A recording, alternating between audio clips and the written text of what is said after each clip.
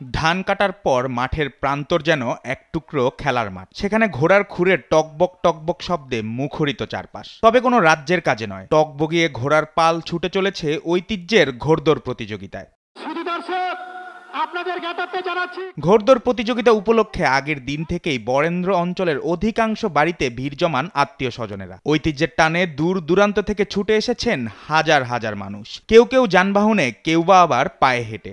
শিশু থেকে বৃদ্ধ, স্কুলের শিক্ষার্থী থেকে পেশাজীবী সবাই মেতেছেন গ্রামীণ আনন্দে। এই ধরনের যে একটা উৎসব হবে আমরা কল্পনার বাইরে, এবং এত সুন্দর লাগছে আমাদের, যা মানে ভাষায় প্রকাশ করতে পারছি না। দেখেছি রাজারা অনেক সময় কথা এই খেলা নিয়ে অনেক এই ঘোড়া নিয়ে যুদ্ধ করতো, সেই ঘোড়ার যে ঐতিহ্য সেটি আমাদের গ্রাম অঞ্চলে দেখতে পাচ্ছি। আমি সকাল থেকে এসে খেলাধুলা দেখছি, আমি এখানে খাওয়া দাওয়া করেছি, সুন্দর চল লাগছে। এই কারণে খেলাধুলা আমরা পছন্দ করি, সব মেয়ে ছেলেপিলা নিয়ে, সব দেশের জনগণ নিয়ে খেলাধুলা দেখছি।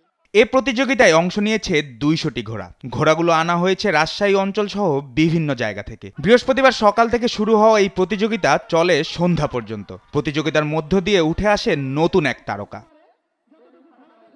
প্রতিযোগিতায় প্রথম স্থান অর্জন করে কাজলী নামের মাত্র 8 বছরের এক শিশু। পুরস্কার হিসেবে কাজলীর হাতে তুলে দেওয়া হয় একটি ছাগল। এছাড়াও অন্য প্রতিযোগীদের মাঝে বিভিন্ন ক্যাটাগরিতে পুরস্কার তুলে দেন আয়োজকরা।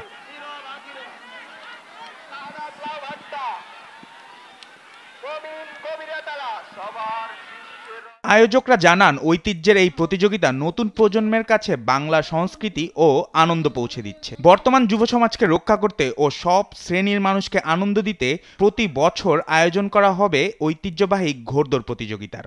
এই খেলাটি গত বছর থেকে শুরু হয়েছে। গত বছর যে পরিমাণ দর্শক ছিল তার চাইতে অনেক বেশি দর্শক এবার হয়েছে।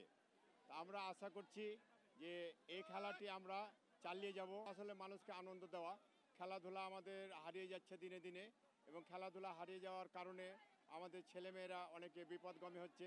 তো খেলাধুলার মধ্যে যদি আমাদের ছেলেমেয়েরা থাকে তাহলে তারা সঠিক পথে থাকবে বলে আমরা বিশ্বাস করি। ঘোড়দৌড় দেখতে আসেন বিভিন্ন স্কুলের শিক্ষার্থীরাও। তারা বলেছেন, গ্রামীণ হারিয়ে যাওয়া ঐতিহ্যবাহী খেলাগুলোর আয়োজন অব্যাহত রাখলে বিপদগামী হবে না তরুণ প্রজন্ম।